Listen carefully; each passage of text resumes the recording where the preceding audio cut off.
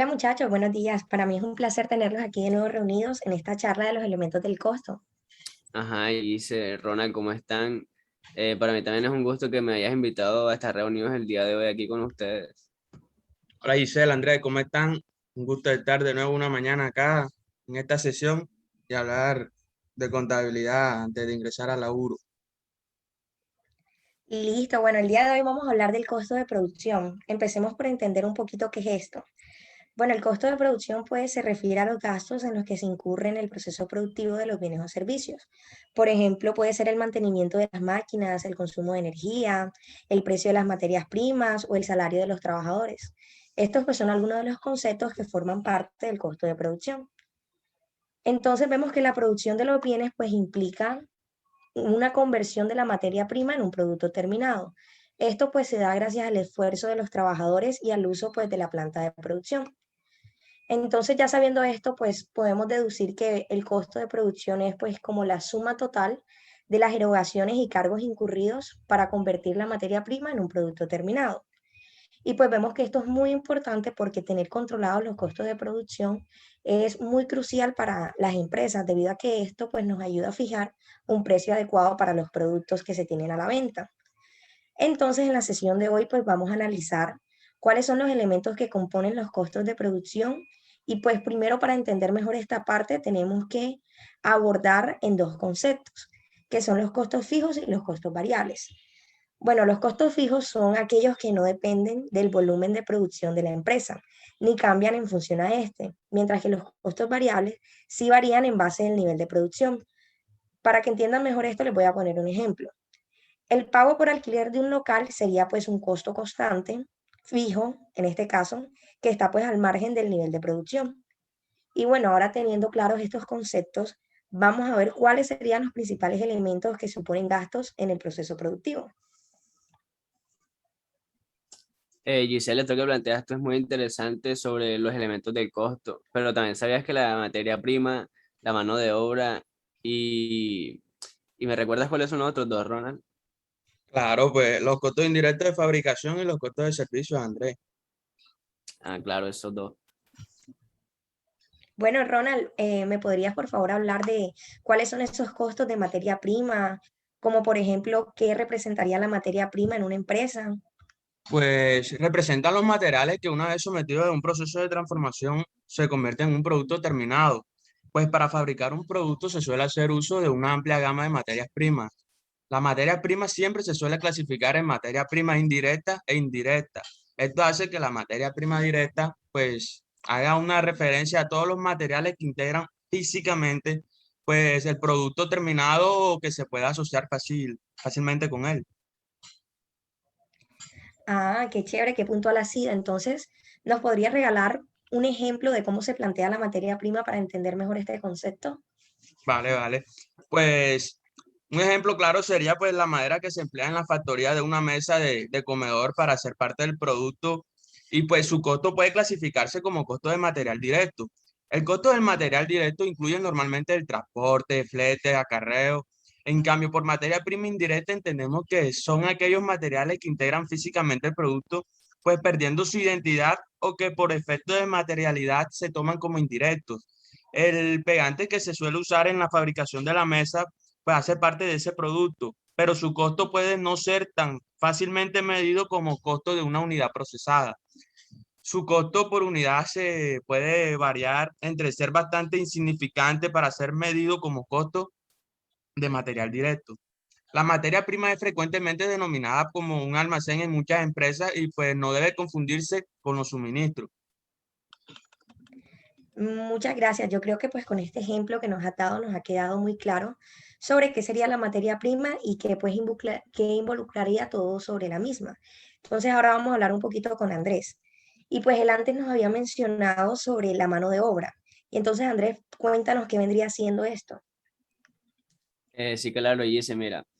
Básicamente la mano de obra se refiere como a la intervención humana en el proceso de transformación del material directo de un producto específico que ya esté determinado.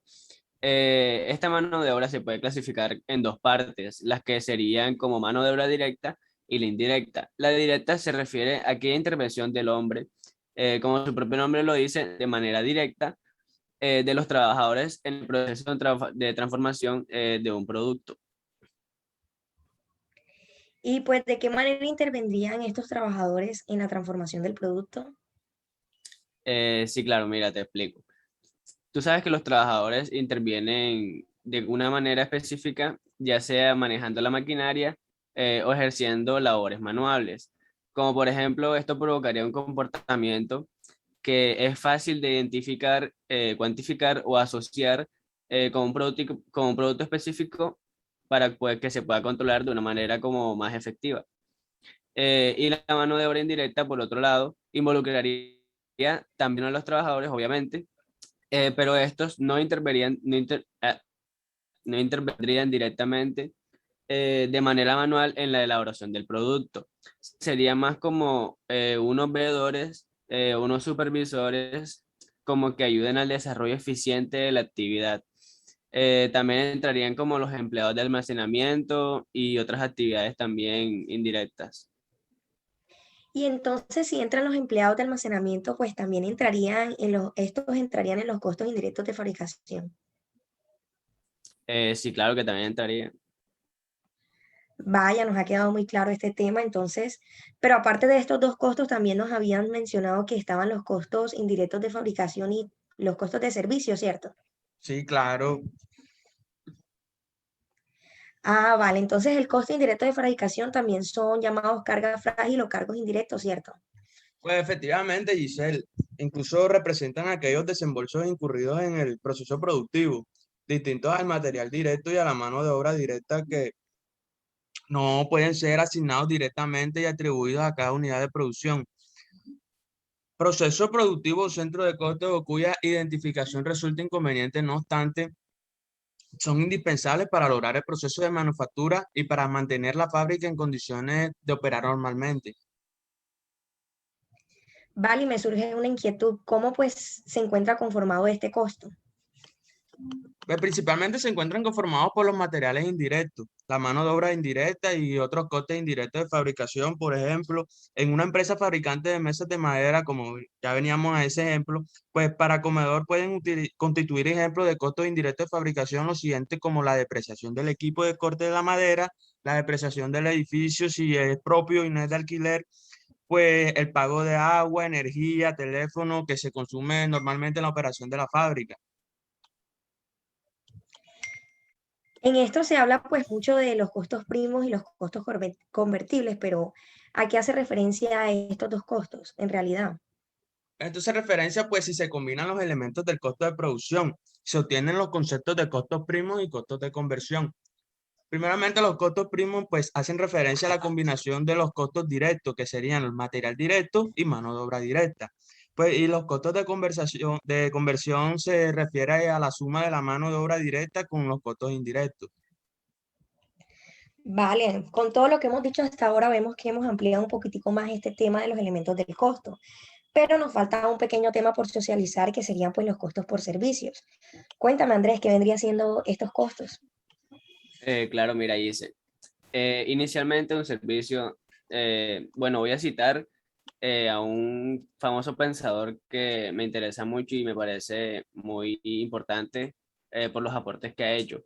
Por ejemplo, este dicho que él tiene, que vendría siendo un servicio es todo acto o función que parte de una o función que una parte puede ofrecer a otra, que es esencialmente intangible y no da como resultado una propiedad, y su producción puede o no vincularse a un producto físico. Esto me parece muy acertado, ya que al final, por mucho que nosotros paguemos o estemos haciendo uso de un servicio, nosotros nunca nos vamos a apoderar completamente de él, sino que siempre va a ser prestado por una entidad ajena. Muy interesante lo que acabas de plantear y pues importante que resaltaste a este pensador, pues que es ganador de muchos premios. Pero ahora cuéntame un poquito de cómo podríamos pues calcular los costos de una empresa de servicios si ésta pues tiene una producción distinta a la que produce objetos físicos. Tú mismo lo dijiste. Calcular los costos de una empresa de servicios también depende de su tipo de actividad. Como por ejemplo, en una de seguros es diferente a cómo se calculan los costos de una empresa de servicios de transporte o de un banco. Una característica de los servicios es que no se pueden almacenar para su futura venta o para su futuro uso, como otros productos, ya que generalmente para la producción de cualquier servicio, el costo equivale de tres factores fundamentales, que sería el material, la mano de obra y los costos generales. El material serían los costos de los insumos utilizados para la prestación del mismo servicio. La mano de obra equivale al costo asociado al trabajo aplicado para la prestación del mismo.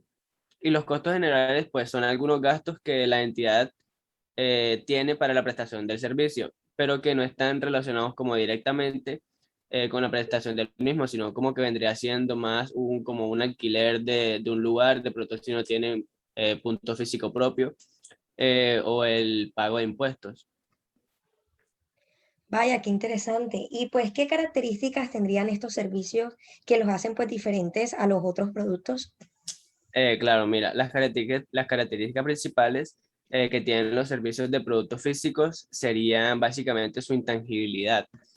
O sea, que no se pueden palpar ni ver, no lo puedes ni oler, tampoco lo puedes escuchar. Entonces, es posible, o sea, tampoco es posible que lo puedas separar.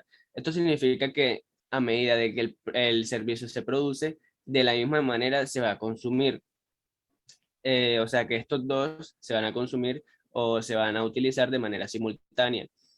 Son propensos a una variabilidad, ya que esto depende del uso que le dé la persona, ya que si le da mucho uso, pues varía a que va a aumentar el costo del servicio y si le da poco, pues respectivamente va a disminuir el costo del servicio.